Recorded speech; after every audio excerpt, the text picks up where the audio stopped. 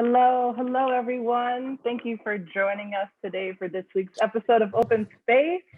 I'm Tiffany Pittman, IABD's Marketing and PR Manager, and I'm stepping in for our wonderful co-host, Tarana Xavier Moore. We're so excited for today's conversation and what these wonderful women have to offer. But first, let's start with some housekeeping rules. Please remember to keep your videos turned off and yourself on mute until we invite you all back in for the community conversation and dance break. Don't forget the chat is open. Please take advantage of this feature. And if you're joining us on Facebook, leave your comments and questions in the chat and we'll get them back to our guests. But without further ado, let's get started. I'm going to pass it off to our wonderful host, Quynn Johnson. Quynn, was good.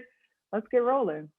Hey. Hello, everybody. My name is Quynn Johnson. I am the co-founder of Soul Define, which is a percussive dance company based in the Washington, D.C. area.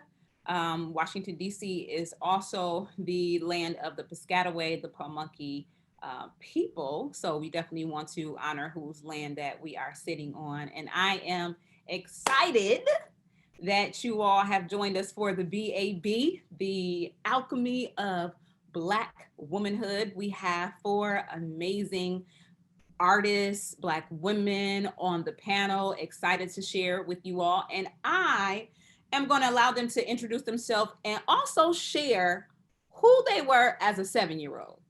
So I'm going to send this question over to Maria first, if you will share with us. All right, thanks, Quynn. Hey, everybody. I am Maria Bauman Morales, and I'm a light-skinned Black woman wearing copper dangly earrings with my Black curly hair hanging down, and I've got a geometric pattern shirt on.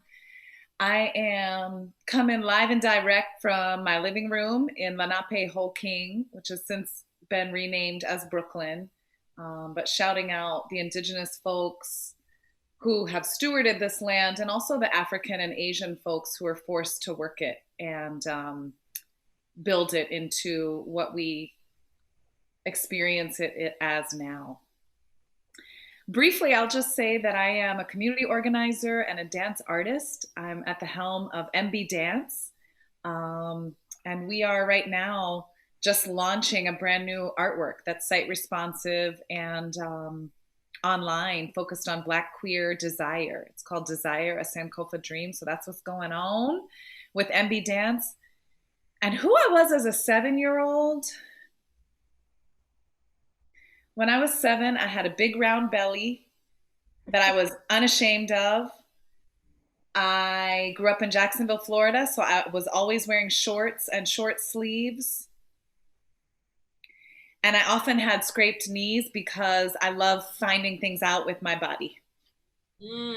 Nice. Okay. All right. Let's throw this question over to Melanie. Welcome, Melanie.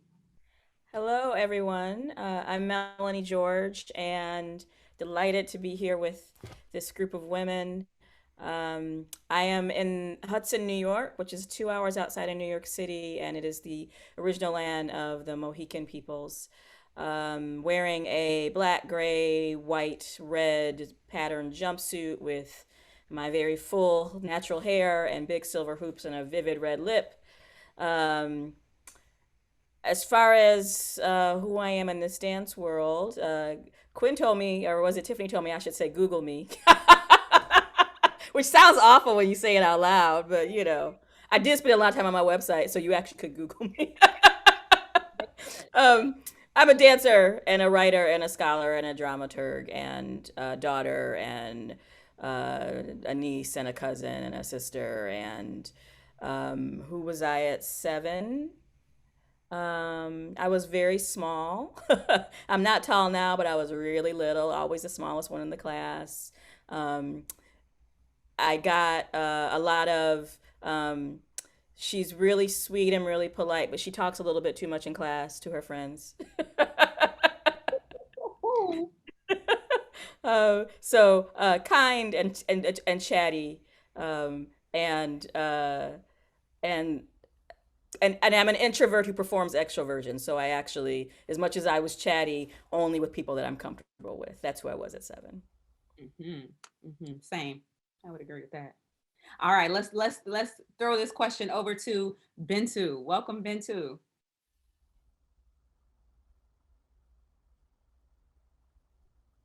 Think you're still on mute.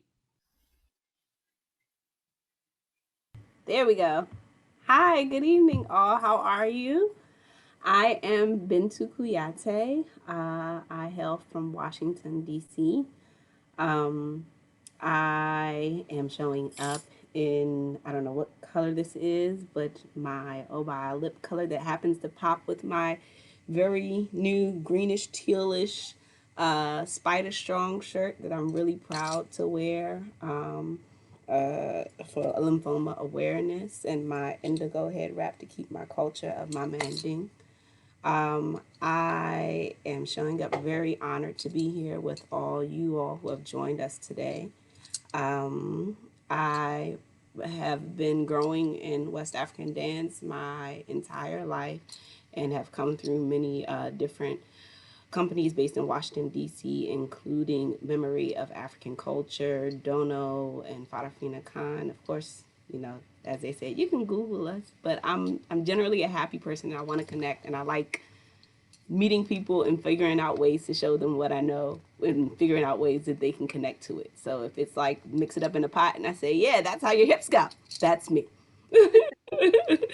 When I was 7, you would have met a Bintou who was really happy and bubbly, always pigeon-toed, and who had probably just earned about 100, maybe $150 from her parents' company that she had been saving in her credit union account that was, unbeknownst to her, was going to turn into her first ticket to Africa. Wow.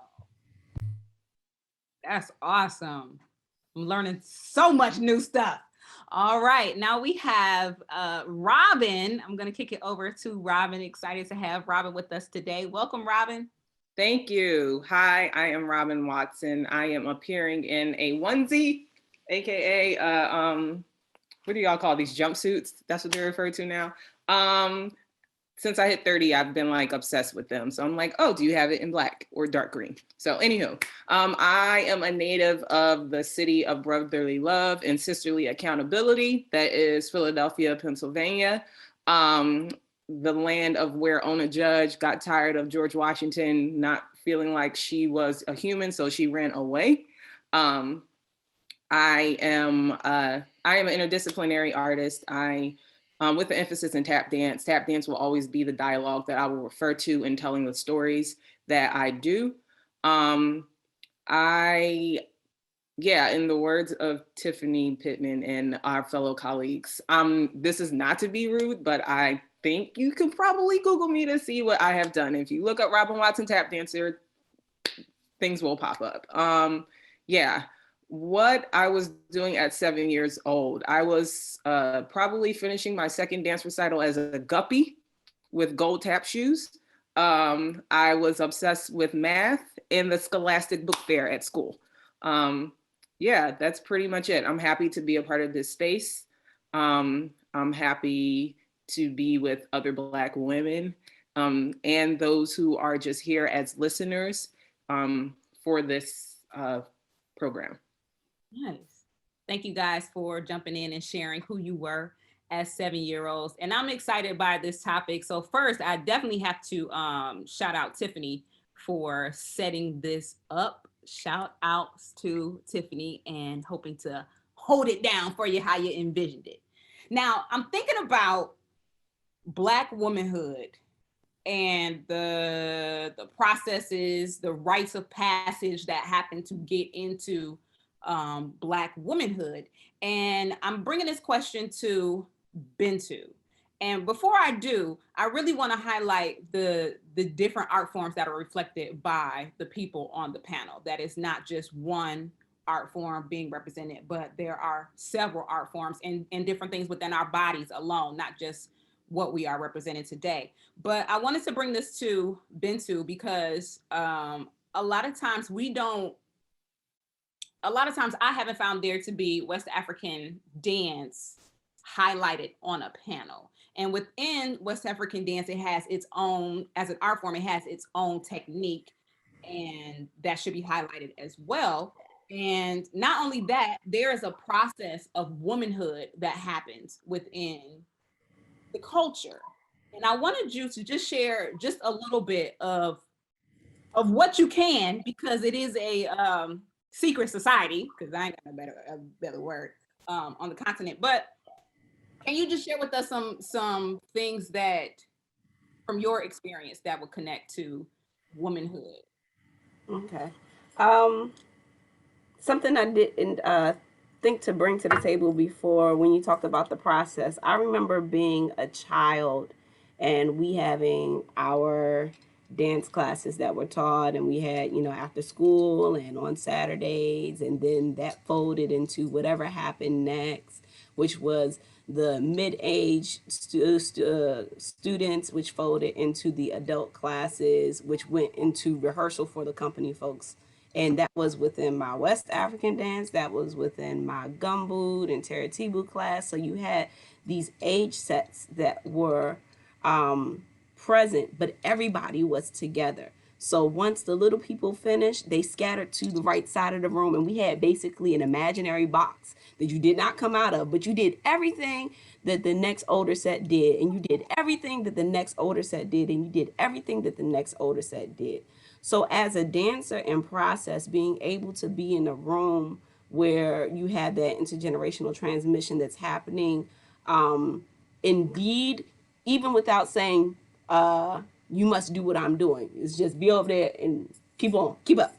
But it's a practice that happened so that you were teaching in deed and in action every single time without pushing the children out of the way so that they can learn as they were going. As a dancer, there are dances that I've taught as an adult that I have never danced across the dance floor and performed as a child. We did it in our box and we watched.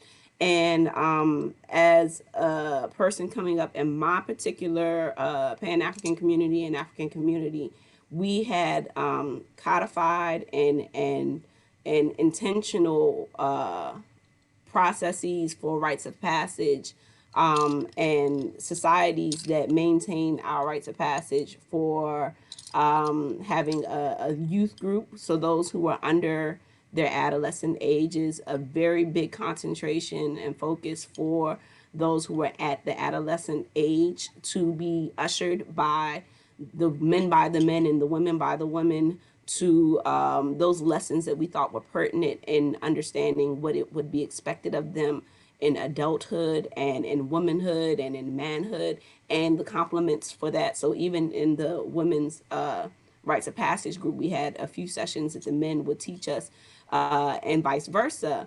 But really really honing in on that age of hormonal and transition, and that age that is actually pretty international, that something around 13-ish, where people are able to start producing children physiologically, but at the same time are expected to take on certain responsibilities within the household that would allow them to maintain but still be recognized as a child of the household. And in the past, much in the past, might even be an age of marrying. What are things that are expected as far as your integrity, as far as your practices, as far as your habits, as far as your spiritual practices, as far as maintaining your health and physicality, as far as how you are to communicate with your parents, especially as a girl to my mother. One of the lessons was your job as a daughter is to learn your mother, So what are you learning? How are you seeing that appear in the world? How are you able to synthesize that? And once you reach an age where you are actually becoming more independent, how are you going to be able to hold yourself up as a woman? And having a organization that allowed for that right in the African tradition, just as it might have been, as those folks have it when they have their quinceañera or when they have their bat mitzvah or all these other things. We have it in our African traditions too, and I was able to experience that. And dance was very centered in that process for me. It was the vehicle that showed all of what we had to learn, and I ended up taking up the helm with that for almost 2 decades, and continuing to transfer that to the next years and the next generation. Nice. Something you said about the rites of passage process made me think about one, our disconnect from the continent, and some people not being able to experience that. But at the same time, even if we weren't, there is still a unknown or known process that happens here to usher up womanhood. And I'm wondering for Melanie, Maria, Robyn, who inspired your Black womanhood? Let's go Robyn. Oh wow, who inspired my Black womanhood? I'll first say the first Black woman I interact with was my mother, just by work ethic per se. I knew that, not that it's mandatory, but I knew that if you start the task, you have to finish it, and not just finish it, you finish it well. So, and that doesn't seem like that necessarily identifies with Black womanhood, but for me, that did. And also, not just you finishing the task, your approach to finishing the task as well. Now, in reference as an artist, I think Diane Walker was probably the first woman I saw perform in a way that I said I wanted to dance like her, and not in the sense of dancing in this, not imitating her, but to have the same effect and presence that she has when you see her on stage. The third person in reference of Black womanhood within the art form, for me, would be Jermaine Ingram.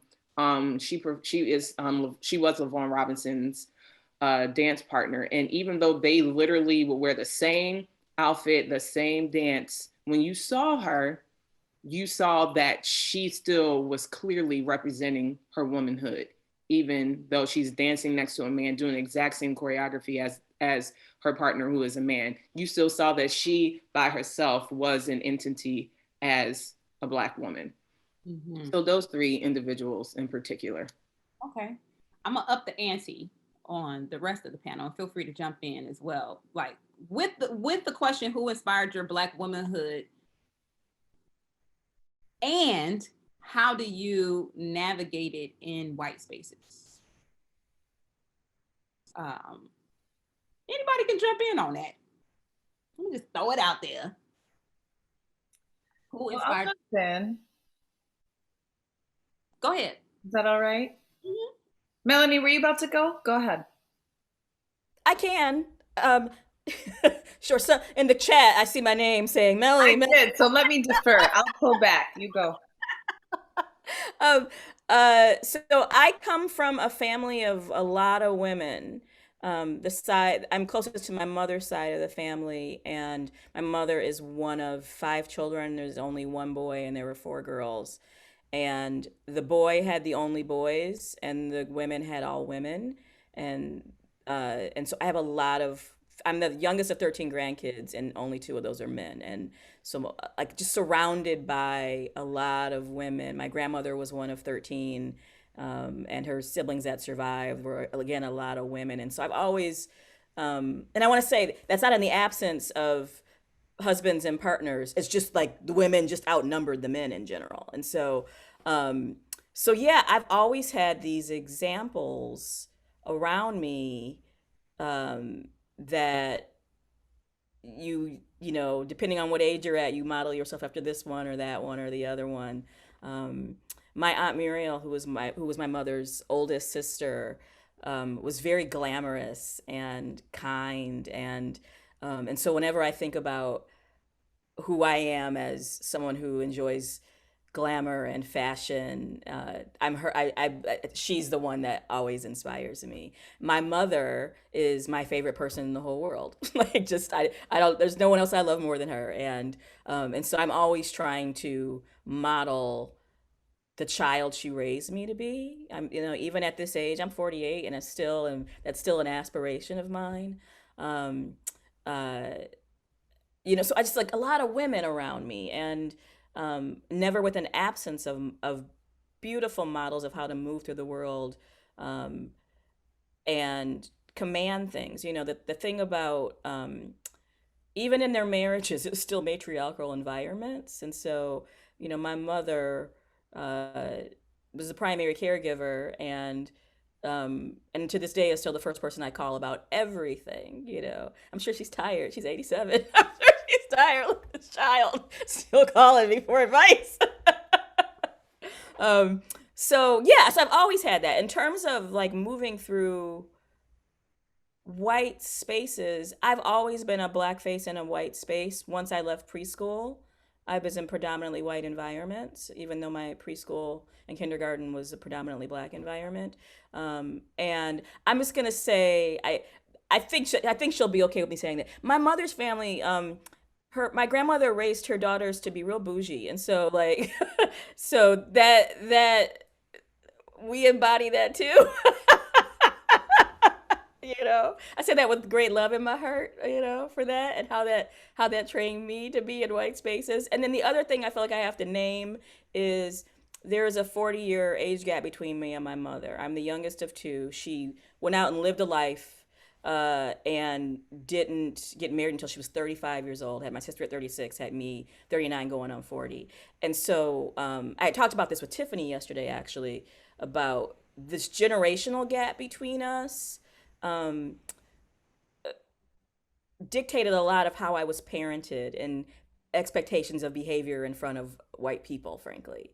So I think that there's always been this sense of balancing to the truth of who I am and being comfortable with who I am.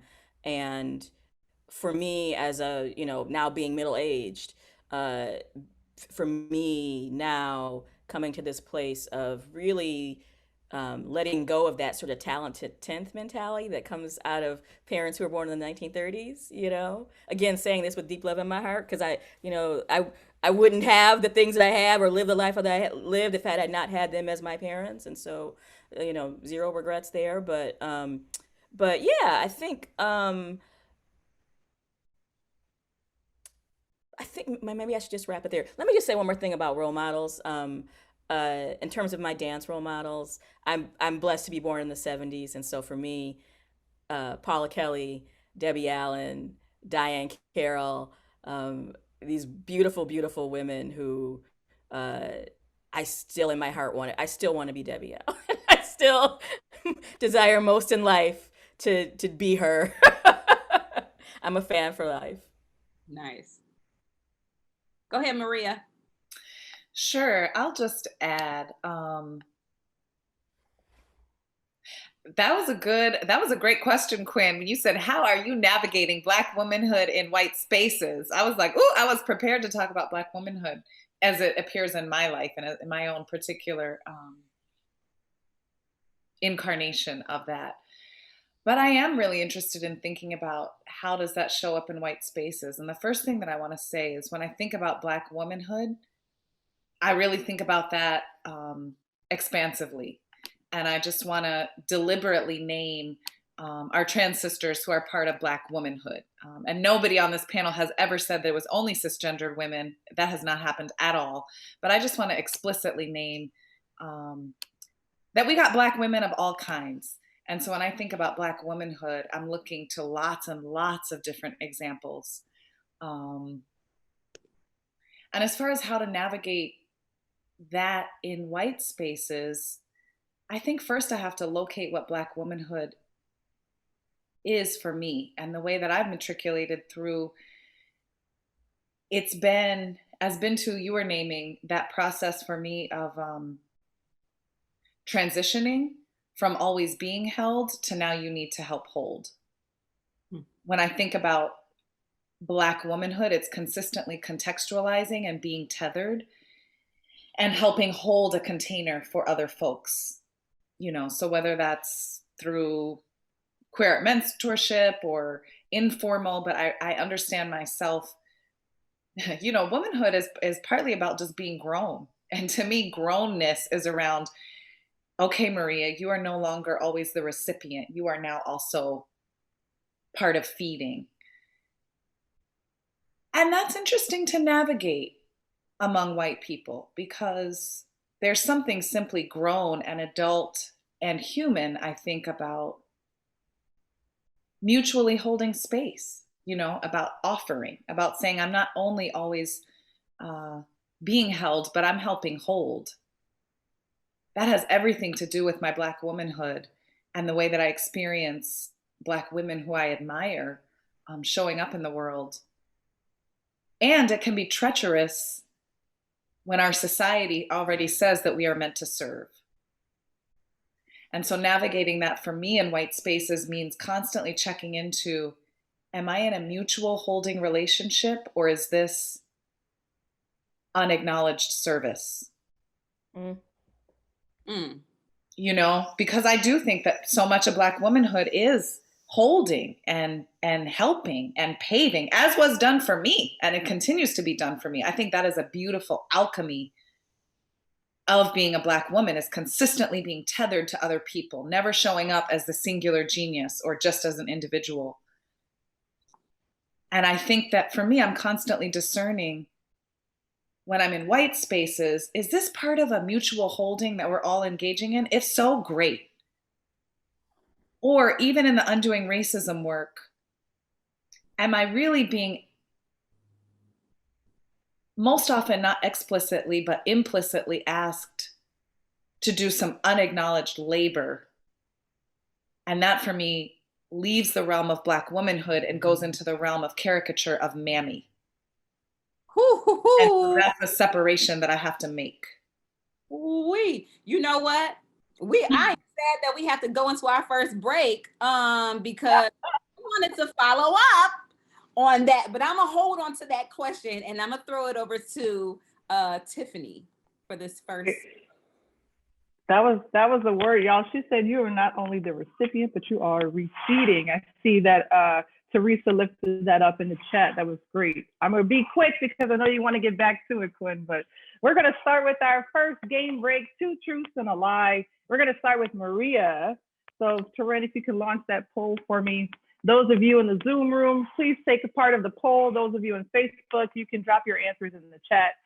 Maria says, I've been playing capoeira for about 2 decades. Maria says, I wake up at 5:30 a.m. most days. Maria also says, I make apple pies from scratch, including the crust. What do y'all think? I want to hear from our guests. Please chime in. This is a fun game break. What are you thinking? What are you feeling is the truth? Which one's the lie? So they have to choose which one is the lie? Is that the deal? Yes, they have to choose which one's the lie. So Bintou, Robyn, Melanie, come on, Quynn, which one do y'all think? Which one do you think? You think she's out here doing capoeira? Between 2, but I'm gonna go with the lie is I make apple pies from scratch, including the crust. I'm gonna second that one. I was going to say the 5:30 a.m. one. Who want to do that? I'm going with 5. I also feel like I probably shouldn't answer because I've been Maria's dramaturg, and so I know things. Gotcha. I'm just like 5:30. Oh my gosh, I haven't woke up at 5:30 since I was like. Not I. All right. What we have with Facebook saying? Oh, Iquel. So let me give you a little backstory. Iquel Shahid is our 2 truths and a lie champion. He typically gets it right. Iquel says it's apple pies. I don't know. We're going to give a couple more minutes with this chat. All right, Maria, let's see. We have most people, 60% of the people in the room say you don't wake up at 5:30 most days. What are we thinking? Shall I reveal the truth? Let's hear it. Which ones? Tell us which one's the truth, and we'll find that lie. I tried to surprise y'all, but you saw through me. I like that y'all think that I wake up at 5:30 a.m., but that would be a fib and a bold-faced lie. I threw you. I see how I threw y'all with the apple pies. I will admit it is a little out of character for me. So all of you all who were like, Maria's making apple pies. You're right that it's strange. I was thinking about how your grandmother gave you shade for trying to make her food. That's why I was like, Melanie, you already know. So here's what I have to tell you. This is related to my grandma, Emma. So my wife and I recently went apple picking. And then we were like, oh, we have all these apples. And then I'm over here trying to impress my grandmother. So I was like, I'm about to make an apple pie from scratch. Can I tell y'all? It became a whole thing because I did not previously know how to do it. Because I had committed to overnight her, freeze apple pies and overnight them to her in Brunswick, Georgia. Then I became an apple pie making factory, and I made several, trying the crust all different ways because I did not want to disappoint my grandma Emma. So I have learned how to do that. I mailed them. She approved. She said, Emma, are delicious. So thank you very much. And I have been playing capoeira for about 2 decades, and I do not wake up at no 5:30 a.m. That was a fun game. Thank you, Iquel, and everybody. Well, thank you. Thank you. All right, Quinn, you can take it on from here. Excited to get started with the next topic. Let me see if I can get my thoughts and stuff back together. Okay, I'm not on mute. So thinking about, I can't remember what the exact word was that you said, Maria, but anybody can jump on this. So I'm thinking about Black womanhood and artistry and I feel the importance of developing your own voice. So going from learning steps, first take steps and learning how to dance, but actually embodying it and putting it into your own body. But then when you get into other spaces with other people, same color, same gender, whatever, being able to hold down your own voice in that space. How do you develop a voice as a Black female artist? And I'm thinking of this quote, I said what I said type of energy, I guess I want to say. And anybody can feel free. I see Bintou, I see your hand. I don't have much yet to add into it, but I think it's really important that, especially coming from West African dance, because a lot of the dances are passed on from generation to generation, and some of them are younger, our young dances are like from 1960, to understand the dances that you are, understand what you're learning, get the history behind what it is, understand where it comes from, what it was used for, how it might have transformed, before you start chopping and screwing those types of steps, or studying enough so that you're able to manipulate nuance so that you can tell the story that you want to tell, be it from movements from a specific rhythm or something that you're starting to create. I think the part where it feels conflicted, or it's not a complete statement, or it's being bastardized, is when people just take whatever they think is the action move and mush it with something that just completely doesn't melange together, doesn't mix together. So you don't have a good statement. So really understanding what you're doing so that you can break it down and build it back up. Just like when you learn how to write your own papers, you have to read newspapers, you have to read articles, you have to read your text in school, and then you go ahead and write your own essay and really let your voice start to explore. If you don't go through the process, then it kind of just sounds like mush. And I think a lot of times with West African dance, those who don't really try to get the nuances and the understanding of what they're doing before they make their own statement, it gets lost. Go ahead, Robyn. I think similar to what Bintou said in reference of tap dance, you need to make sure your technique is on point. I think as someone who does tap dance is indeed a folk dance, right? And then often folk dances, sometimes as they get commercialized, i.e. tap dance, right? There's a certain technique. But I think a lot of people today, from what I have observed, they're really into whatever the trend is. So if 50 million people are doing wings a certain way, they're going to do it that way, versus the process of learning what a wing is, or the process of even understanding your musicality with a cramp roll, let's just say, for example, right? I think the point is that technique is important, A. B, I think you need a community that will help cultivate your confidence as an artist. It doesn't necessarily have to be the artist in your respective genre. It could be a family member, it could be a friend, but they know like what you're doing in reference to your aesthetic as an artist. C is just in the land. Savion Glover told me this. He said, listen, don't be scared. Just don't ever be scared. And I think because how you sound, Miles Davis says it takes a long time for you to sound like yourself, right? But in the midst of you processing that, you need to not have fear in the midst of that. There will be mistakes, right? But in the midst of that, there should be some type of confidence. So in the land of I said what I said is the act of me being secure in my technique, me making sure my community is helping cultivate me as an artist, and then me just not being scared to be who I am as this tap dancer who doesn't sound like the tap dancer that everybody and their mama are following, right? But still having that confidence and clarity of what I do is just as valuable as whoever the other person next to me is doing. You know, I want to say that I think that this isn't specific to womanhood, but I want to acknowledge that our forms that come out of the diaspora inherently have that beautiful fluidity between honoring the individual and the group. And that space to hone your skills and also be yourself is actually already built into all of our models. Um, and it's not inherently built into Eurocentric models. And so for whatever reason, as you all were talking, the thing that popped in my head, do you remember that Vine where it's a little girl and she's like, her mom's like, do it for the Vine. I ain't gonna do it.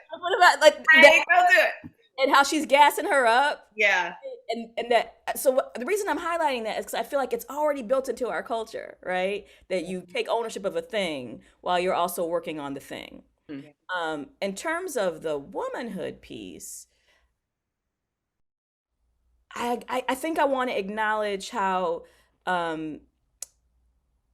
amongst many cultures, Black or not, women are taught to be when they're sort of subjugated. Women are sort of, like it's okay for the young men to go out there and be confident with it, which is again why I love that little girl doing it for the Vine, like and her mother from at a really early age teaching her that she can claim that kind of power, that kind of agency, in expressing herself in that way.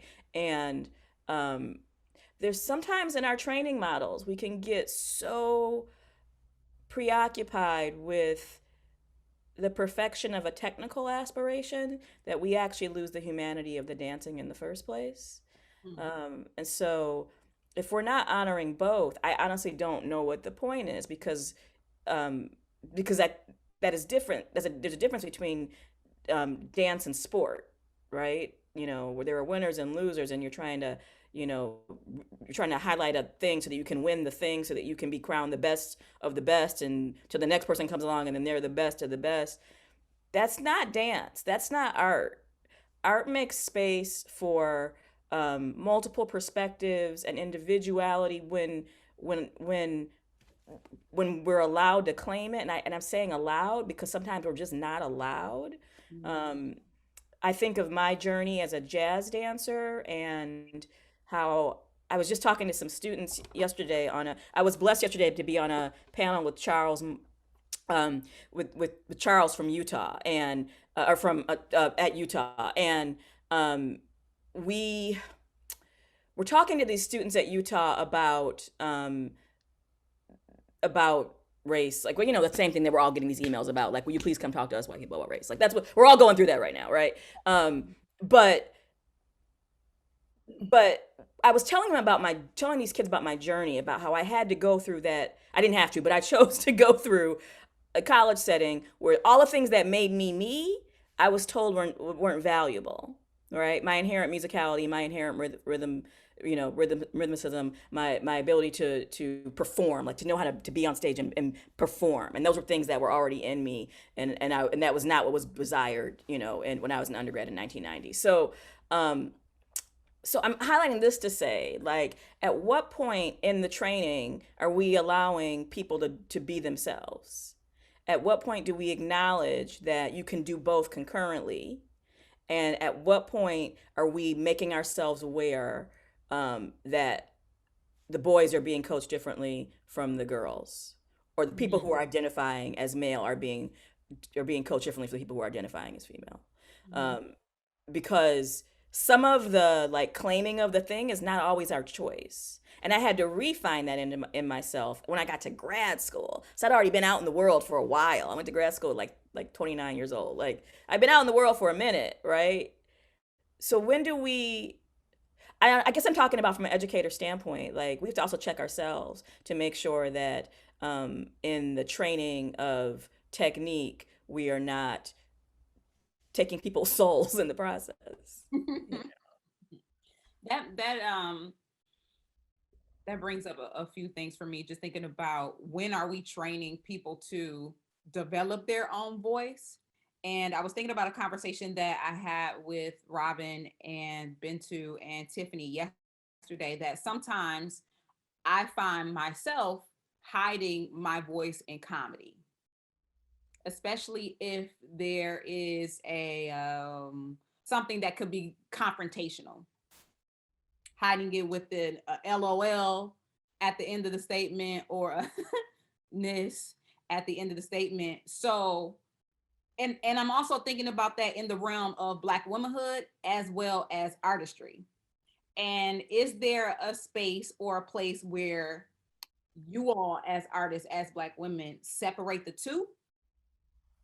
Are they always together? Do you ever separate the two? And is there a privilege?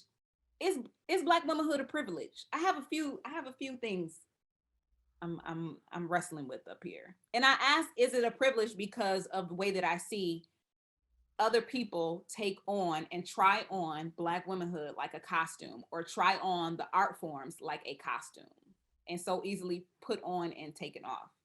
I think I just said a lot. I'm I gotta ask you to repeat what was your first part of the question about the separation. But when you said, is Black womanhood a privilege? For me, I was like, Black womanhood is what I am. Like, I think that I feel honored to be a Black woman. And I think that if, just like womanhood in particular, if you're not doing what you're supposed to do to maintain and to fulfill the standards that you and your community have defined as a woman, then you are not going to be seen as a woman. You're going to be seen as a grown child, you know? And so the culture around it is that I'm a Black woman, so we have those things. I think that you come up, it's not something where you're just coming of age. It's also about just trying to fulfill those responsibilities that you have defined, that your family has defined, that your community has defined as womanhood. So I don't say I say that I'm privileged to do it, but I don't think it's just a privilege that somebody can take on and take off or whatever. It's something that you continue to work at 365, and every decade, every age, every next stage, it's a different level. And are you leveling up to it, or you kind of just staying stagnant? You know what I'm saying? So that's where I look at it. But I don't think it's something that you can take on and off like a shirt. It's not something you can be like, hey, you over there, you can be the Black woman today. For me, that's not what it is. You know, it's interesting. The word privilege is interesting to me. Do I think it's a blessing? Yes. Do I think I'm privileged by it? No, because that's not. I don't think that's the way privilege works in this world. Um, uh, you know, I'm so proud of the people that I come from, and you know, our heritage and our inventiveness and our resilience. Um, you know, and I've never not wanted to be a woman. Never had any sort of um, uh, issue surrounding my gender. Um, that kind of clarity about that perhaps is a privilege of not having had to go through, you know, an experience where I didn't feel that my gender aligned with who I was inside of myself. But to the question surrounding um, taking it on and putting it off, I completely agree with the like, yeah, I don't ever get to be anybody else. And the other thing I want to say is, and I think this might be a privilege of age, is, or at least for me in my journey, I get up every day and try to move through all spaces being Melanie at all times, and not to be different versions of Melanie for different people. And that wasn't who I was a couple of decades ago, you know, but I'm at a place now, and have been for some time, where, you know, my comfort level with me and all of that is, which is my blackness and my womanness and my artistry, and, you know, like all of that, I'm always those three things all of the time, that I refuse to take on another identity to make it easier for someone else, because it then becomes remarkably difficult for me and exhausting. And that's not how I want to move through the world, you know? And I don't know. And I also, I want to name it as comfort with myself, as opposed to defiance, right? I'm not sitting in that space and in defiance of other people's expectations. I really don't care. Like, I'm just going to be myself. Like, you know, that's my only agenda. I'm just going to be myself. And so, you know, anyone who thinks that they can take off or put on the persona of being a Black woman has zero idea of what it means to be a Black woman, because it's, as you say, not a costume. And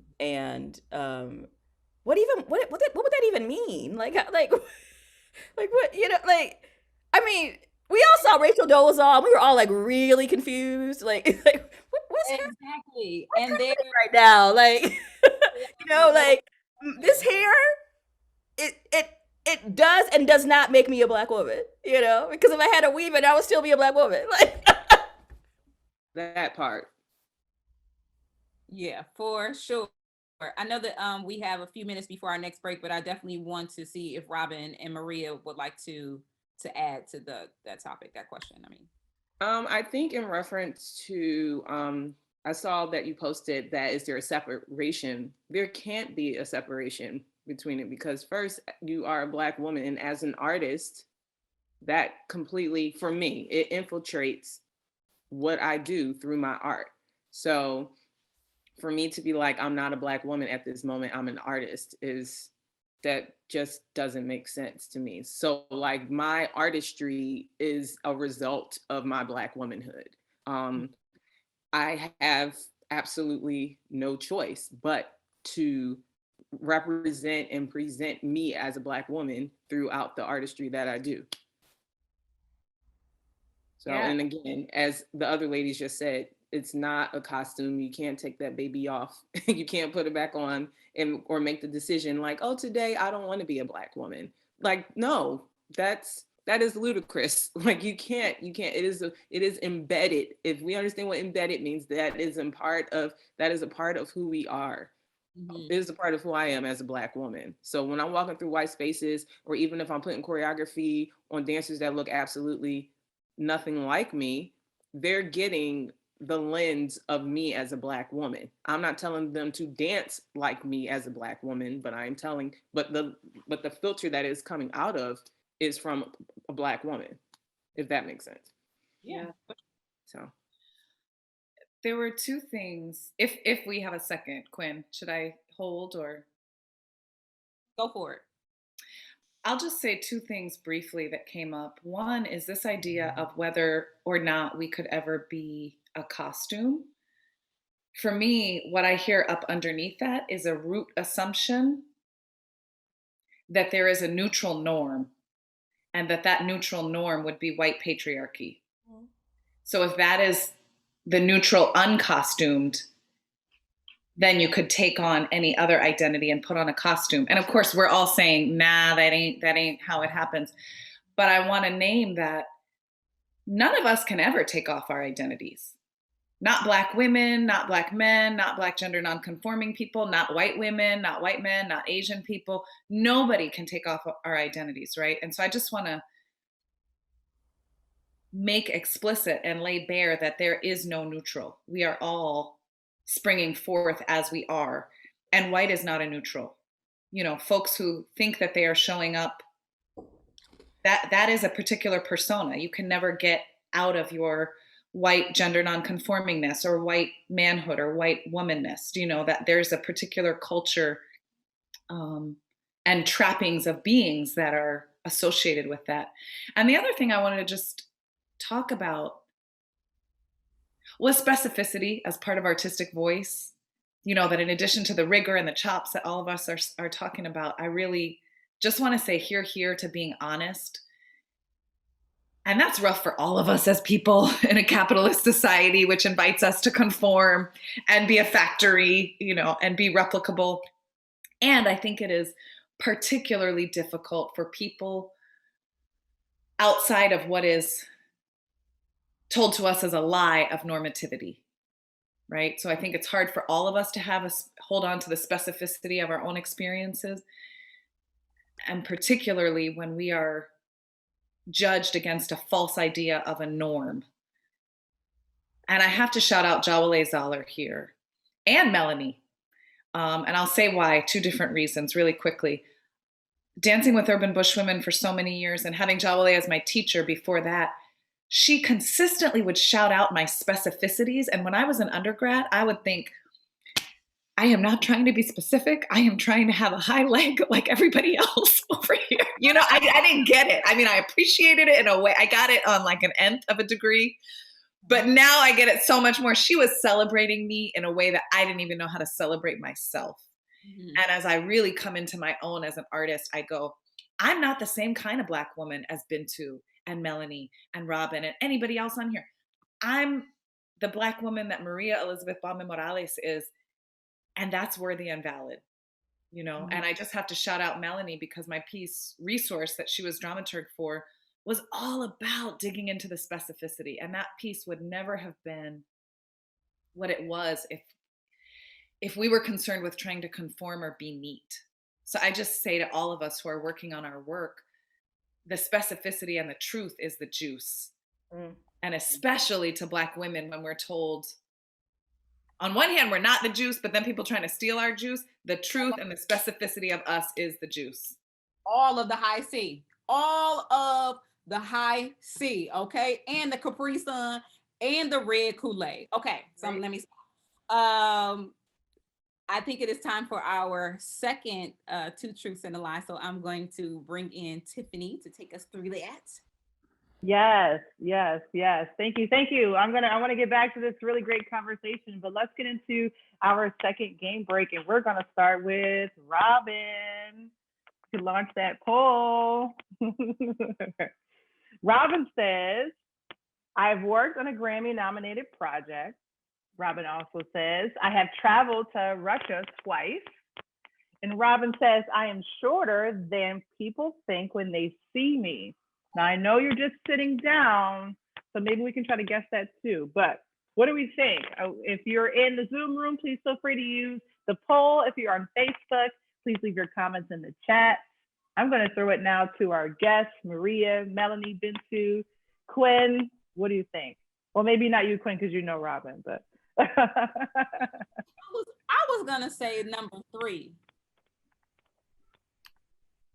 Number 3, what are we thinking again? Like there's some truth in there, but I have never seen you standing up in front of me, so I don't know. But you do seem tall, I gotta say.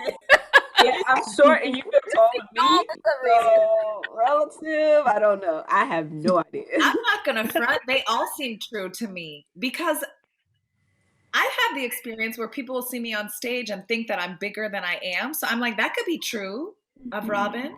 I think it could be true that she's traveled to Russia and that she worked on a Grammy-nominated project. So I'll be honest, that was a no answer, but maybe there was. That was not an answer. All about Robyn and all of the stalking since our time together. Years ago, I'm like, The other thing is I don't really post a lot of stuff on social media. No! And that's the. We wouldn't know if you had been in Russia. You could have been in Russia and we wouldn't be able to find it on your IG. Right. Okay, the real answer. I think that it's not true that you're shorter than people think when they see you. Okay. All right. So let's see. Facebook is saying it's number 3. That She is shorter than people think when they see her in person. And Iquel, True Truth and a Lie champion, is saying it's the Russia, that you've been to Russia twice. So I think Russia too. Also, I'm voting for Russia. I lost my poll, technical difficulties. So let's just throw it to Robyn. All Which right. one? So Give it to us. the lie is actually, the poll is correct. The lie is actually number 3. I have worked on a Grammy nominated project. I have traveled to Russia twice between both administrations, Lord.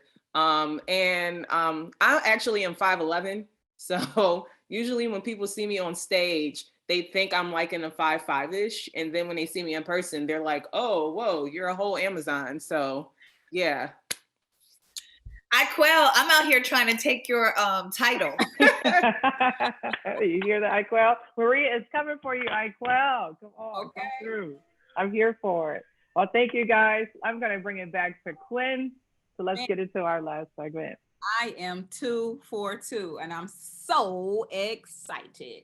I know that this discussion has been set up for me to ask you all questions, and I do have some more, but I'm wondering, has anything popped up for you that you want to name, just out of the things that we've talked about, or not?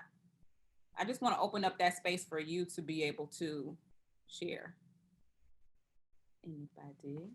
And feel free to jump on out there if you like. Okay.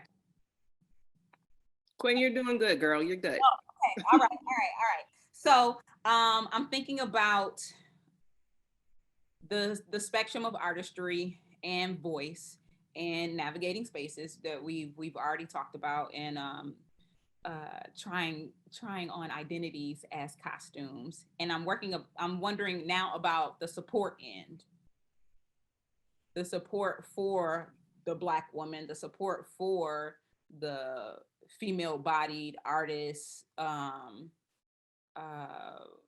I'm wondering, where do non-female-bodied persons fall in as an ally or an instigator?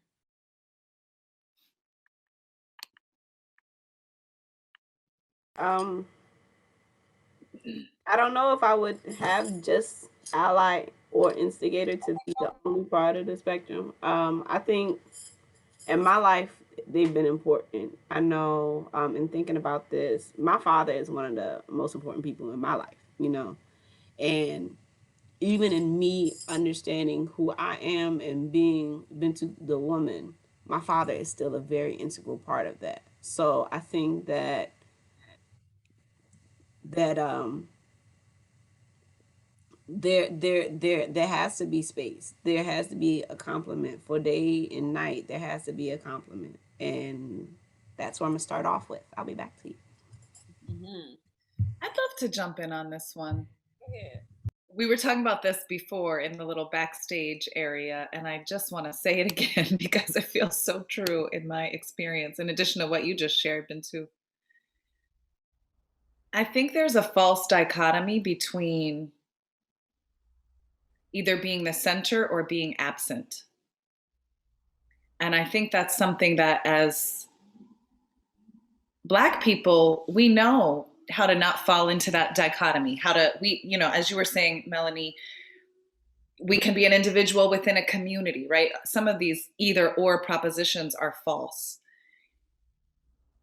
And I've noticed that with the undoing racism work that I'm involved in, I'm going to draw an analogy here. A lot of white people will mistake honoring people of color and or Black leadership. They will mistake that for being absent. Oh, I should be silent. I should not say anything. But that doesn't actually change the power differential, right? Just to be silent or to walk away. So I think I'm excited about, can we caucus when it's necessary? If it helps, can we be in separate spaces if it helps us strengthen something in ourselves? Can people who are not Black women caucus with each other when and if it makes sense to kind of undo some of the socialization that would have you not support Black women, but then come together. And I'm just thinking about, what does it mean to practice modulation? You know, can you participate in something and not be the center? Can you not steal a Black woman's idea, but rather just amen it? You know, like, to me, that's the real work, rather than just going, oh, you guys have stuff to do on your own, I gotta leave. No. Can you be with us and listen to us at the same time? And I think the final thing, again, I gotta shout out Jawali, can we have the grace with each other to allow ourselves to make mistakes? Because so many people are making mistakes all the time, and it is really honored and celebrated as experimentalism or risk-taking or confidence, so many other things. And so often when Black women try, if it's not perfect, it's kind of like, oh, we knew she wasn't ready, or see, that kind of work that she's doing is not really experiment, you know, these, whereas other groups, we've got all kinds of euphemisms and names for, it's okay to stick your neck out and try something. So I challenge myself and all of us.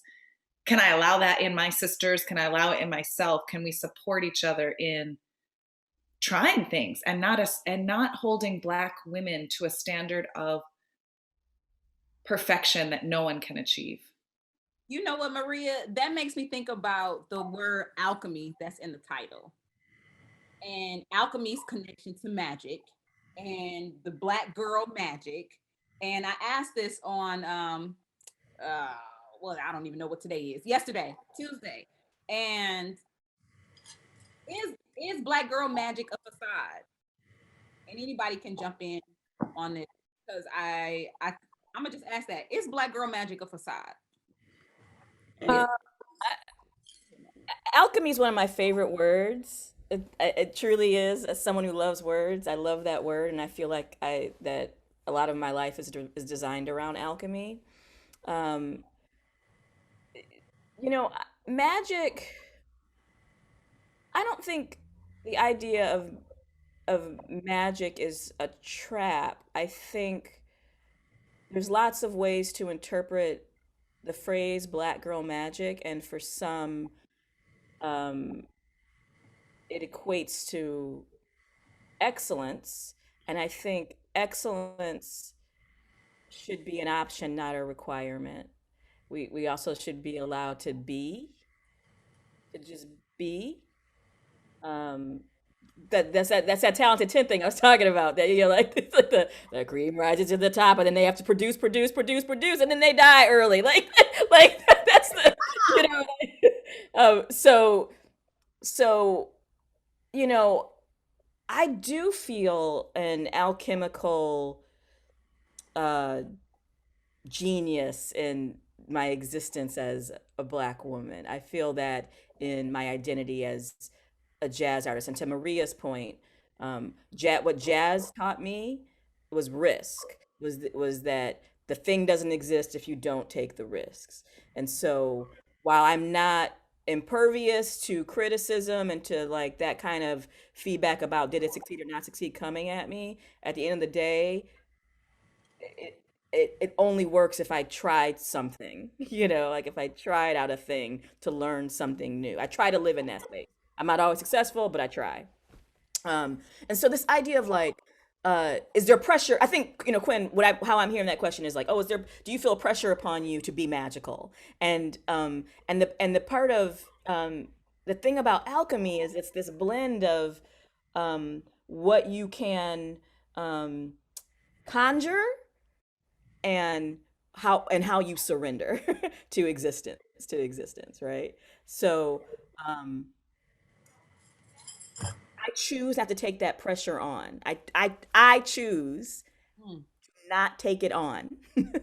That is not for me. The You pressure know, of excellence? the pressure of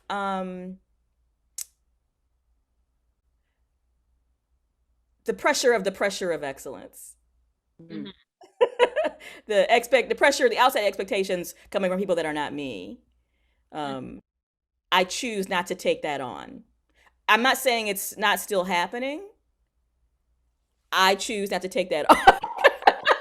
Right? Like, Right. you know? Feeling you both in just But that. it took a long time for me to get there. And sometimes I still fail.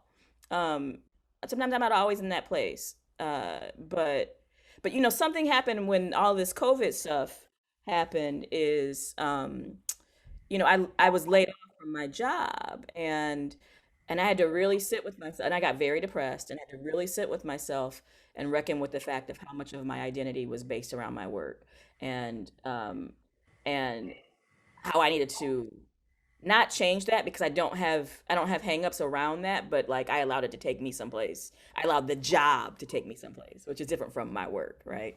So um so the reason that I brought this up was what? What was the point I was trying to make, Quynn? um uh so um so you know, one of the things I sat with when I got laid off was like, oh, well, you know what? I'm employable. So like I could just like let this go. Like I could sit here and feel sorry for myself, you know, or I could just sort of like let this go and maybe instead of being sad about not being validated by this external organization, maybe let me just sit with the fact that I'm in my apartment and I don't get to be touched by anyone for like maybe sit with that, which is much heavier than like I was out of a job for a little while, you know, because the external for me, which is that thing about like the excellence, the pressure of the excellence, so just coming from other people. The external only has as much power as I choose to give it, right? I'm talking about in here. I'm not talking about, you know, the institutional systems that I you know try to affect change in, but to a certain degree I have no change in. But I'm talking about in here that um I don't have to take that on. I truly don't have to, and so I choose not to. I feel like I'm talking in circles a little bit right now. I hope some of that made sense. I think that's a really good place to be able to identify it and choose not to take it on. But before I keep talking, I want to see if Robyn and Bintou. I think in the land of Black Girl Magic that we need to not identify it as perfection, because when we identify it as perfection, there's this superwoman complex that has to be attached to it, right? Versus us just being human, us just being woman, right? Us just being Black woman doing good work, right? I'm okay with doing excellent work, but my excellence should not be synonymous to perfection, right? I think a lot of times, and for me, who for someone who's actually naturally a perfectionist, and I'm like, it has to be this way, that I am allowing grace to be like, it's okay if it's not the way you want it to be, and there's still beauty in that, and that beauty blooms magic, right? I think it's important that that I mentally do that so I can physically kind of do that as an artist. I also, you had another question attached to that, Quynn, I forgot. Was it is besides It's beside. I know that when we were talking the other day, Robyn, you mentioned don't glorify the magic, don't idolize the magic. Yeah, I think there is a moment where I think the work of us having this Black girl magic is due to response of pushback and consistent opposition of whatever the majority culture or whatever the majority spaces tell us that we are, and we fight back with that magic and say that actually this is what we are, right? But even in the midst of that, this is what we are should not be what we worship. So you shouldn't, the work that you do should be indeed magical, or what you do is indeed magical. But I think on top of that, it should not be I bow down to what I do, if that makes sense. Yeah. Yeah. And then in the sense of, I like how Maria said that sometimes white spaces sometimes have a tendency, and I think this is dealing with ally or agitatorship, that sometimes white spaces will completely deplete themselves and say, oh, I don't need to be a part of this conversation, versus like, let me hear what this conversation is.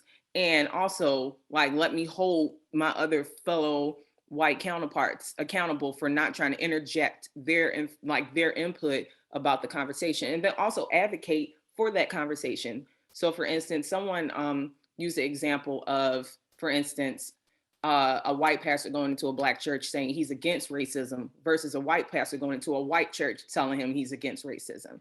So it's more, that needs to be the thing. Like, you need to tell the counterparts of the majority culture that normally has control over whatever the narrative is, that this is not what we should be doing. That's advocacy, right? That's not you going to the culture that's being pushed down to say that, like, this is wrong. We know it's wrong. We experience this on a regular, right? Go to the culture that says, or the space that is the majority, to say, okay, this is incorrect, and this is how we, with our privilege, can help advocate for that. And that includes through Black womanhood in artistry. Yeah. I was just going to add that always to check the expectation that we only present and show up as one particular freeze frame, and then that's our being. Like, we're beings, so we have things that we go up and down, cyclical, in and out through, whether it's womanhood, whether it's an artist, and that even though we might promote one image at a time, or we might promote, you know, we've gotten here, but just not letting that become the expectation that you're always just that one thing. You know, you're always that Black girl magic, and that Black girl magic has many images, and that there's time for rest in between. So yeah, definitely rest. Okay, so this is a two-part question before we go into our next break. One, what are 3 essential things in your Black woman artist toolkit? And 2, how do you cultivate community?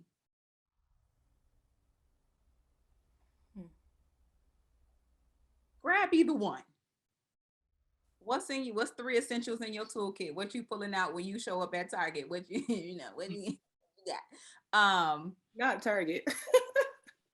Definitely not Target, but when you go visit your sister's shop that has the specific things that you need because you are supporting the people that look like you, 3 essentials, you know, I'm talking a lot. What are 3 essentials in your personal toolkit? And also, or how do you cultivate community? I'd love to talk about how to cultivate community. You know why? Because I'm a researcher of that. It's something I'm always challenging myself to be a part of, and something that I want very dearly to be a part of. I think there's a clue in Black feminist praxis that's already existed, but maybe to name it, which is holism.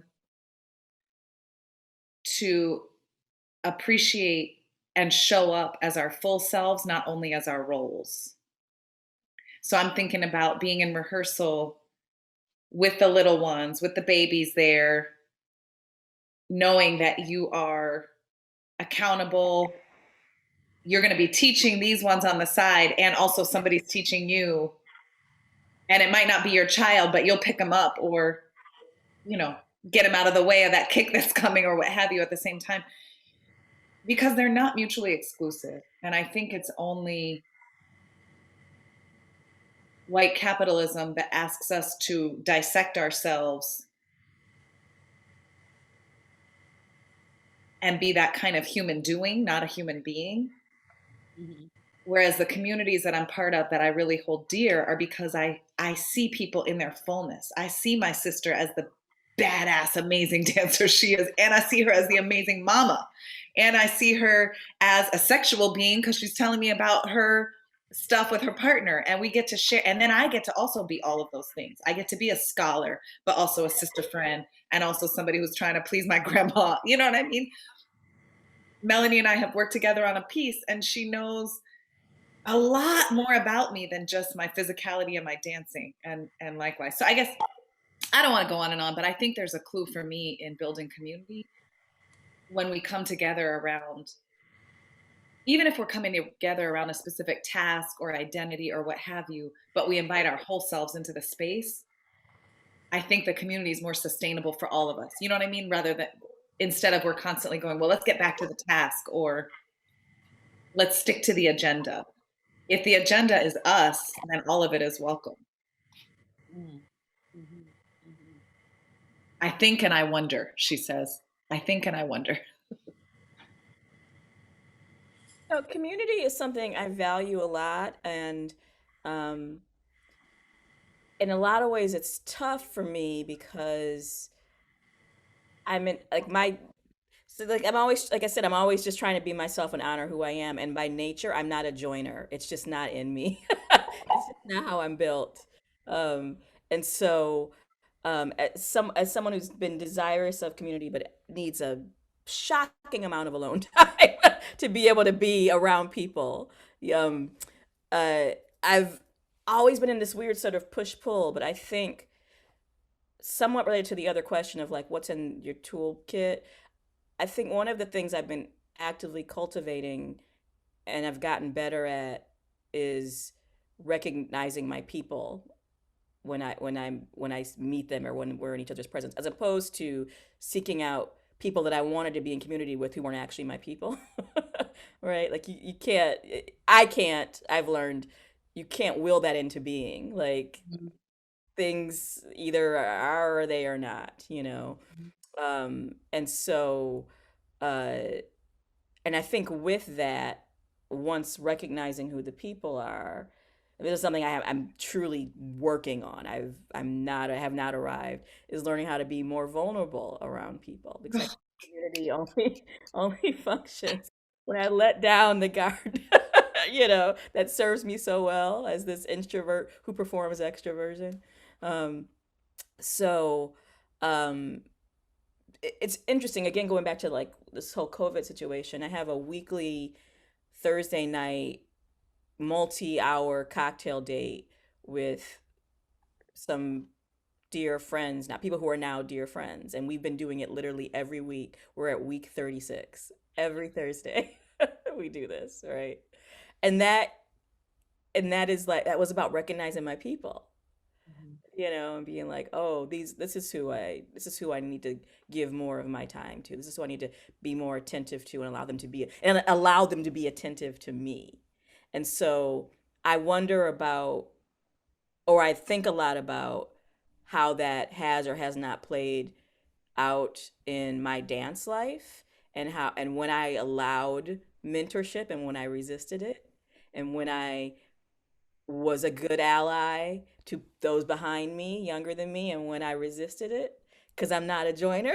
Like, so just trying to find that, like, that balance, and it changes, it evolves. I'm certainly not the same person at 48 as I was at 28, and so it evolves. But I think all of these things I'm naming about how I relate to community are somehow related to the toolkit as well. That my ways of being with the people who I recognize as my community are inherently related to how I move through spaces and to pull out that kit to have it serve me. I'm really good at calibrating around people. It's what makes me a good dramaturg. I'm really good at calibrating around what's happening in a room and recognizing no trespassing signs. But I'm also trying to let that down to stay in that place of vulnerability. And I want to shout out Jawale and Urban Bushwomen, who every time I'm in their presence, they teach me something about community. The thing Maria named about the babies in rehearsal, that blew my mind the first time I saw Sam's little girl. It blew my mind. They were literally dancing around her, and I was like, what is happening? And it was amazing. And I've told this story before, but I want to share it with you because it moved me dramatically. I was in rehearsal with Urban Bushwomen, and my knee dislocated, which is something that happens with my bad knees, and it's traumatic, and so I immediately went into trauma mode, and I couldn't get my knee back into where it needed to go, so the ambulance had to be called, and the EMS people were horrible. They were treating me so poorly, and even in my like trauma brain, I watched this collection of dancers swarm around me and create a buffer between me and the EMS people so that I would not have to experience that. I saw it happen in real time.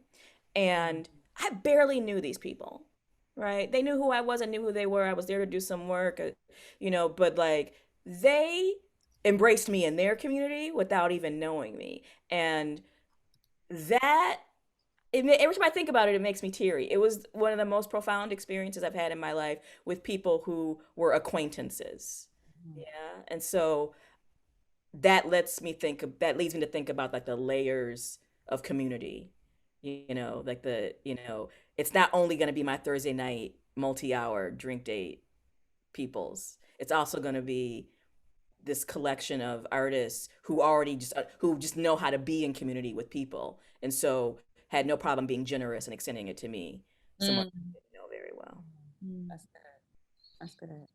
We're gonna pause real quick, Robyn and Bintou, just to get in another quick game before we get your responses. I know, I don't want to stop the great conversation. I've been taking notes feverishly for sure. All right, so we're gonna get our last two truths and a lie with Bintou. So excited. If we could launch that poll. So Bintou says, I wrote off ballet around the age of 5. Bintou says, I have started a dance concert with a fro and finished with a head full of twists. Come on. Bintou says, I have performed with Rihanna during Carnival in Barbados. Come on, Riri. I want them all to be true. I want all to be true. No lies, no lies. I just say I want footage. I want to see like fro to full twist footage. I want to see Riri footage. Come on. What are we thinking, guests? Maria, Melanie, Robyn, Quynn? It's hard. I think they're all true. So I'm gonna guess wrote off ballet is the fib, only because I really believe the second and third ones. So that's a guess. I have no idea, but I'm thinking that number 1 is the fib. I'm gonna go with 1, 2 as well. Ooh, All right. I'm gonna go with Rihanna. I think we are dedicated that like Bintou legit started a dance concert with the fro and finished with a head full of twists. For sure. We all are like number 2. That's not the lie. Right. It seems infinitely possible. Listen, in a 2.5-hour production, for sure that can happen. Listen.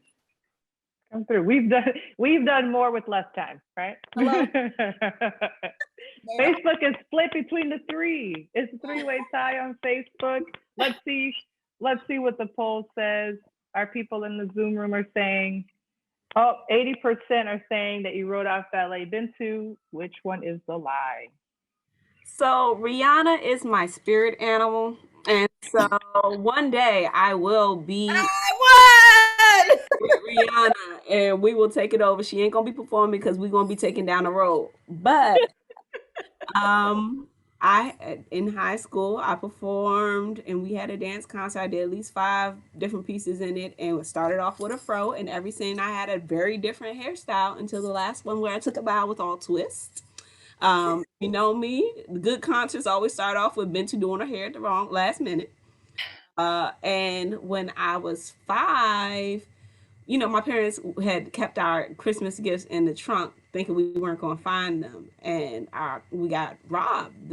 Somebody came and broke in the car and took our stuff. And so at that point, I was like, I'm never doing ballet again. It's a Eurocentric dance, da, da, da, da. And I didn't realize that it was just really being sad that somebody came in and stole something from us that influenced me more to write off ballet than the fact that I had associated it with a Eurocentric dance. And I want to give a shout out to Ballet Kevin Jeff Aiega, who was on the set last week, because he was one of my first ballet experiences. He taught floor bar at Howard University's 5-day intensive the first time I went there, and my brother had to carry me in the house. I want to say everyone has had an experience like that with Aiega has done something to your body and you've had to have help into the house. So I hear you. But he also made me really appreciate and respect ballet in a way that from that point before, I was like, it's a Eurocentric dance, I'm not doing it. He made me flip that and really respect it. I hear that. Aiega will do it. So now I'm going to take us into our community section, but we're going to start off with a little dance break. So we're going to invite all of you guests in the Zoom room to come on camera. Let's see your smiles. Let's see you dancing. Saran's going to play some tunes. Let's get up. Let's move around. Let's come together. Turn your cameras on. Hit that beat, DJ.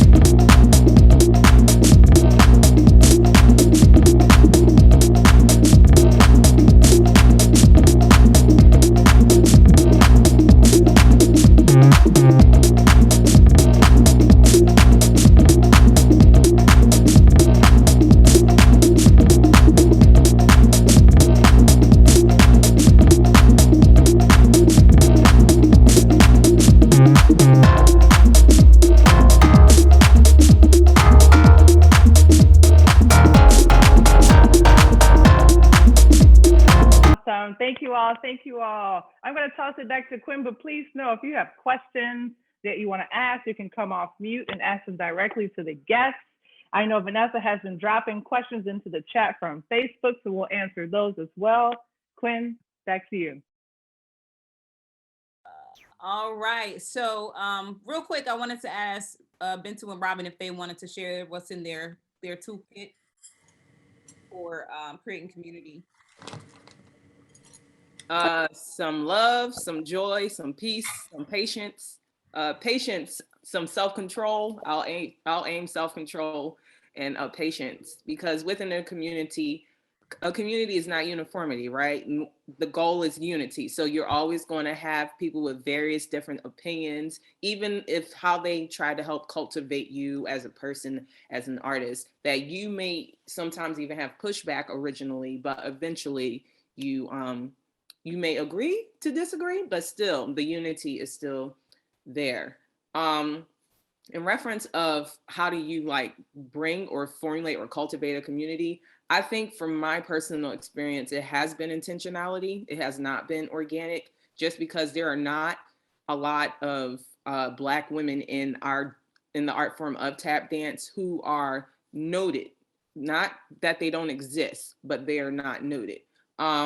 So for instance, I remember being a 13-year-old, like just having a conversation with Diane Walker, and that was over 20 years ago. And now that has become almost like a second mom to me. But then at the same time, I think as Maria said, as you bring in information, right, you also have to pour it out. So for me, the goal is to also be intentional about a student who desires to embark on, the field or the art form of tap dance. But at the same time, that takes patience, that takes some self-control. I shouldn't be like, you should learn how to tap because you're the only Black girl in class and you need to do this. No, that's not the case.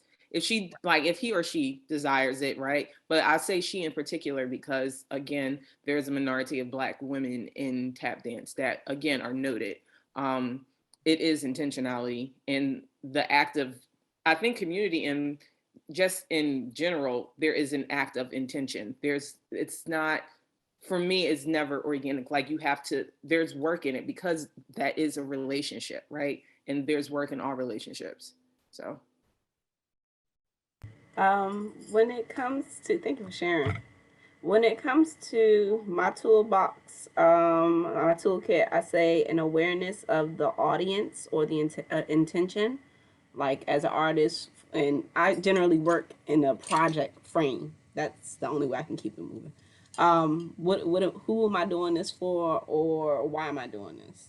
An awareness of time especially with that being one of my challenges, do I have time to kind of just figure it out, or do I need to have somebody be like, no, Bintou, you got until tomorrow to turn this in, or Bintou, let me call you because this is what's happening. So the awareness of time that I have in order to make whatever happen, and support, which includes, you know, whether it's the people that are on the stage, whether it's the front office people who are making things navigate, or the administrative folk, or whether it's background being a babysitter, a massage therapist, a mental therapist, somebody saying, all right, you guys sit down and eat real quick.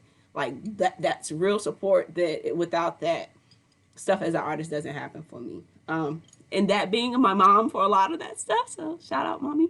And then as I'm been blessed to fall into a lot of my communities, but I think that it goes to a place of as I'm leveling up and getting older, choosing, does this particular gathering of people, does this set of community for what I need, serve for what I need in that moment? Whether it's one of them, I just gotta be ratchet real quick, let me go ahead and settle in with this community, or I'm supposed to be building something, let me settle in with this community, because it's not just one community, you know. So what is it, how is that community serving me, and does it still continue to serve me? Do I need to change?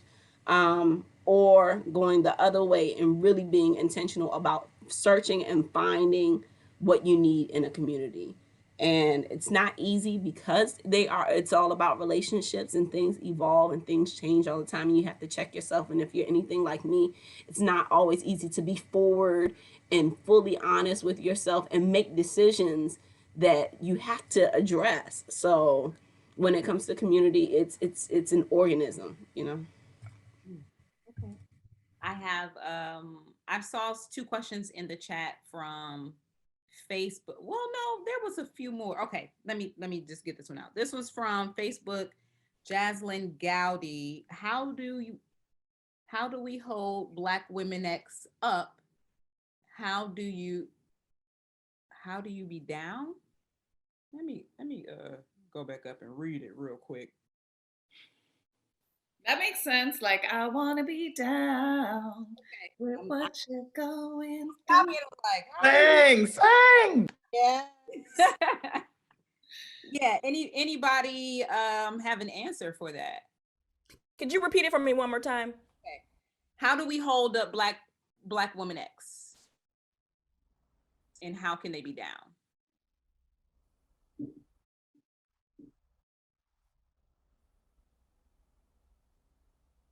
Everybody thinking on that one. I think it's a lot of what we've been talking about, right? Grace has come up. I'm just reflecting. This isn't even necessarily I'm trying to synthesize what I've heard. And I bet people, now that the Zoom room is open, I bet people in the house have some ideas too. But I think I've heard a lot about grace, about gassing each other up, you know, adding a lot to, you know, my mom used to say, I really want to add extra stuffing into you because I know the world is going to knock some out. So it seems like that's a way, right? We add extra stuffing to each other. We allow each other to show up in our fullness.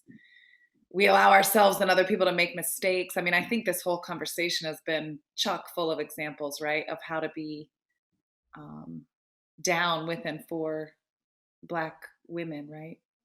And knowing, Jaslyn, I know that that's an insider question, not trying to be an ally, but really, how do we be down for each other, right?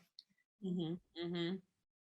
I think it has to start with just even like, cute hair, sis. Like even those small like moments of like acknowledgement, like I see you. Like I feel like we say that so many times towards other people, but we say that with each other, with other Black women, right? So I feel like it has to start with that. Like I know I want to be seen, so you know what? Guess what? I'm gonna project that out, right? Mm-hmm. Like what's that favorite for? Like tell 3 people 3 kind of things, and they tell 3 other people. Like, right, I want to be seen, so guess what? I see you.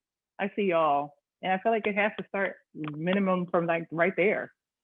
Yeah, and genuinely checking in, not just asking someone how they're doing and then just say, okay, great. You know what I'm saying? Like the actual heart of listening, being quick to listen and slow to speak when you talk to people, right? This act of like, how are you doing? And then engaging on how they're actually doing. I think that I'm just basically piggybacking off of what Tiffany said. This act of seeing people is actually engaging in how are they fully doing at that moment, because it might not always be good. And sometimes even we as Black women need to not just use good as like the template of saying good because when we're not, right? So if someone engages and asks how we're doing, and if they are genuinely dealing with this art of seeing us, then there should be space for us to be vulnerable, to be like, today sucked, and this is why today sucked. And not just in the act of, oh, you need to chalk it up and it'll be better. No, it's okay to lament about the sucky day at that moment, because then that automatic like response of like, oh, I need to be better, falls into that template of dealing with this Black woman as a superwoman, as we got to get it together automatically and keep on living life, versus like, no, there is space for us to lament. There's space for us to weep. There's space for us to sigh. And I think that is how are you down for that? Just literally engaging and giving Black women space to not be this superwoman, subhuman complex of a woman, just simply human. I'm gonna lift up that I finally found the question, because I wrote it down completely wrong. It was more well thought out than that. What does it look, feel, taste like to hold a Black woman-X up? How does one be down for a Black woman? You know, one of the things that I've been trying to constantly check myself on is, how am I showing up for people even when they don't know I'm showing up for them? That it doesn't have to be based on actual personal relationships that I already have, you know. So I'm just gonna give an example, and this is not for a pat on the back. I just want to like contextualize the thing I just said. So one of the things that's been happening that I'm sure to all of us since May is what I call the Black lady requests showing up in my inbox. Dear Black lady, will you please come talk to us about whiteness? You know, and I've been saying no to almost all of them, but and turning down work in general, but specifically those. What I did was reach out to some people and say, I'm turning down a lot of work. Would you like me to throw your name out for you to maybe catch some of this work, because everyone's suffering right now in terms of economics, right? And so in turning down work in general, rather than just saying no to people, I've been saying no, and here's 3 names that I strongly recommend that you check out who could do this work very well. Because it doesn't, I feel like even, and it could be people that I just happen to admire. They don't even know that I'm admiring them, right? So I'm naming that to say that as someone who's doing a lot of talking, I want to make sure I'm walking that talk, and I'm just trying to consistently check myself with, if you say this is what you value and you say this is what you do, how is it actually showing up as action?